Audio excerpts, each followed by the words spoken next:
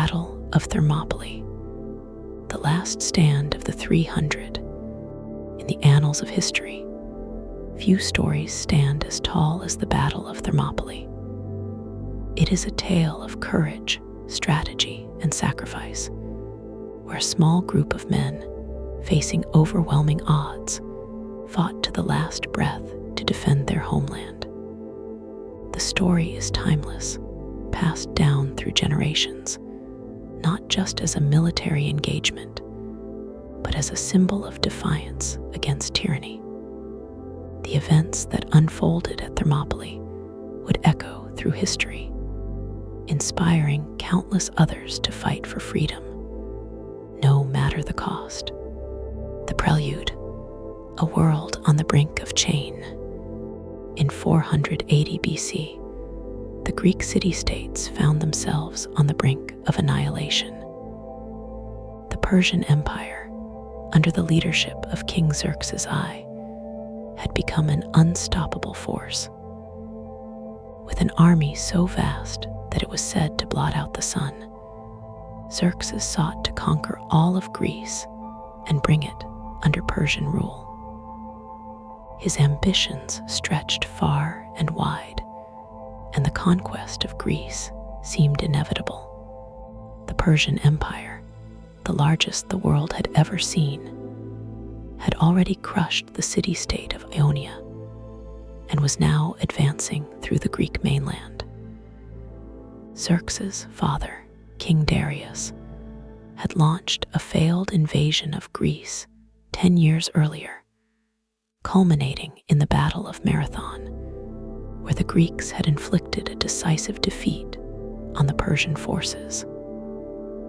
But Xerxes was determined to finish what his father had started and avenge that loss. In response, the Greek city-states, traditionally divided by politics, began to unite against the Persian threat. Among them was Sparta, a city-state known for its fierce warriors and military discipline, and Athens, a center of culture, philosophy, and naval power. These two cities would play pivotal roles in the defense of Greece, but the heart of the Greek resistance would come from an elite group of Spartan soldiers. The call to arms, Leonidas and the 300. At the head of the Spartan army was King Leonidas. Leonidas was not only a king, but also a warrior who had been raised to lead his people in battle. When word came that Xerxes was on the march, Leonidas knew that the fate of Greece might rest on a single confrontation. He decided to make a stand at Thermopylae, a narrow pass in central Greece, where the Persian army would be forced to fight in tight formations, negating their numerical superiority. However, Leonidas did not face this challenge alone. He was joined by an extraordinary group of warriors, including 300 of the finest Spartan soldiers.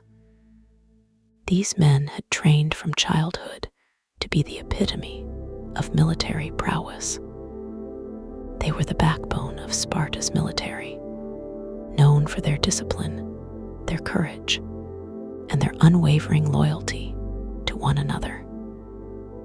Leonidas also received support from other Greek city-states, though their contributions would pale in comparison to the might of the Persian army. In total, the Greek force at Thermopylae numbered around 7,000 men, a relatively small force to face the overwhelming Persian army. Xerxes, by contrast, brought with him an estimated force of 100,000 to 150,000 soldiers. The odds seemed insurmountable, but Leonidas believed that the terrain of Thermopylae could help even the playing field. The narrow pass would force the Persians to fight in small, manageable groups, and the Greeks could make use of their superior tactics and close-quarter combat skills. Before the battle began, Leonidas is said to have prayed to the gods, seeking guidance and strength. His resolve was unshakable. It is said that he was fully aware of the grim nature of the battle and the likelihood that he and his men would not survive. Yet he pressed forward, knowing the importance of their mission. He famously told his men, "Come back with your shield, or on it," meaning that they would either return victorious or die in battle, bringing their shields home as a symbol of their bravery. The first days of battle, a battle of attrition, the Persian army arrived at Thermopylae in late August of 480 BC, and the battle began soon after. The Greeks, under Leonidas' command, took up positions in the narrow pass, where the terrain worked to their advantage. The narrowness of the pass forced the Persians to fight in tight formations, where their overwhelming numbers could not be fully utilized. This was a critical advantage for the Greeks, especially the Spartans, who were trained to fight in the phalanx, a dense, shielded formation that was nearly impenetrable in close combat. The Persian army, accustomed to overwhelming their enemies with sheer numbers and cavalry, quickly found themselves at a disadvantage. The Persian archers, who had been so effective in previous battles, could not break through the Greek lines. The cavalry, with their speed and agility, was rendered ineffective in the narrow pass. The Greek hoplites, in their heavy armor and disciplined formations, stood firm, pushing back the Persians time and time again. For the first 2 days, the Greeks held their ground, inflicting heavy casualties on the Persian forces. The battle was a war of attrition, with the Greeks inflicting significant losses on Xerxes' troops while suffering casualties themselves.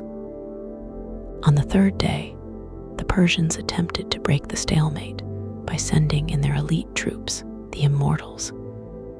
The Immortals were a legendary force, known for their discipline and combat prowess. Yet, even they struggled to make any headway against the Greeks. The bravery and tactical brilliance of the Greeks were on full display.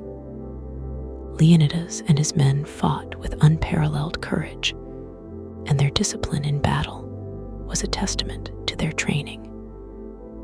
It was said that the Persians were demoralized by the resistance they encountered and could not fathom how such a small force could hold off an army of their size. The Greeks were not just defending their land, but their way of life, and this gave them a sense of purpose and resolve that the Persians could not match. The betrayal, the Persian flank. As the battle raged on, the Greeks continued to hold their ground, but their situation was about to change. A Greek traitor named Ephialtes of Trachis, who had a grudge against the Spartans, made a fateful decision. He revealed to Xerxes a hidden mountain path that led behind the Greek lines, bypassing the narrow pass of Thermopylae.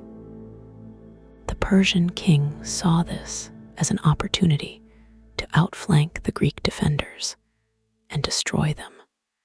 Xerxes immediately sent a contingent of troops, led by the Persian general Hydarnes, up the path.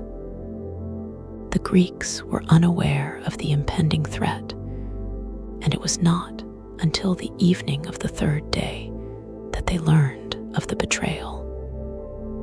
By then, it was too late. The Persians were already descending upon their rear. Realizing that the situation was hopeless, Leonidas made the decision to send most of the Greek forces away from the pass. He ordered the majority of the army to retreat, while he, along with his 300 Spartans and a handful of Thespians and Thebans, stayed behind to make a final stand. Leonidas knew that they could not win, but he also knew that their sacrifice would buy time for the rest of Greece to prepare for the larger conflict that was sure to come. The last stand, heroism in the face of death, the final moments of the Battle of Thermopylae, are some of the most poignant in military history. Leonidas and his men fought with unmatched courage, knowing that death was inevitable. They knew that they would be surrounded and outnumbered, yet they fought with an unyielding determination to defend their homeland. The Persians, despite their numerical superiority, could not break the Spartan lines easily. The battle turned into a brutal hand-to-hand fight, with both sides taking heavy losses. The Greeks, though heavily outnumbered, fought with a ferocity that shook the Persians. They knew that their fate was sealed, but they would not go down without making the invaders pay for every inch of ground. Finally, after hours of brutal combat, the Greeks were overwhelmed. Leonidas fell, as did most of his 300 Spartans. The Thespians, who had stayed with them to the end, were also killed. The Thebans, who had been forced to stay behind, were captured by the Persians. The last of the Spartans died fighting valiantly, ensuring that their names would live on forever in the annals of history. The aftermath, a legacy of defiance. The Battle of Thermopylae, though a tactical defeat for the Greeks, proved to be a strategic victory. The death of Leonidas and his men became a rallying cry for the Greek city-states. The Persian army, though victorious at Thermopylae, was demoralized by the fierce resistance they had encountered. The bravery of the Spartans, their willingness to die for their cause, inspired the Greeks to continue the fight. The Battle of Salamis, a naval engagement fought later that year, would see a decisive Greek victory, and the Persian invasion would ultimately be repelled. The sacrifice of Leonidas and his men was not in vain. It had bought the Greeks enough time to organize their forces and launch a counteroffensive. The Persian Empire, once so sure of its conquest, was forced to retreat. The story of Thermopylae would live on, not just as a tale of military heroism, but as a symbol of the power of resolve in the face of overwhelming odds. The Spartans at Thermopylae became immortalized as the ultimate defenders of freedom, a legacy that would resonate through history for centuries to come.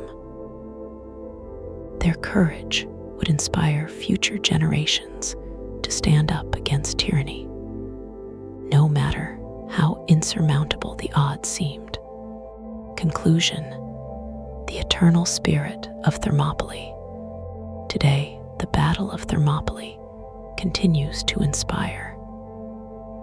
The bravery of Leonidas and his men has transcended the battlefield, becoming a symbol of courage, sacrifice, and defiance in the face of overwhelming oppression.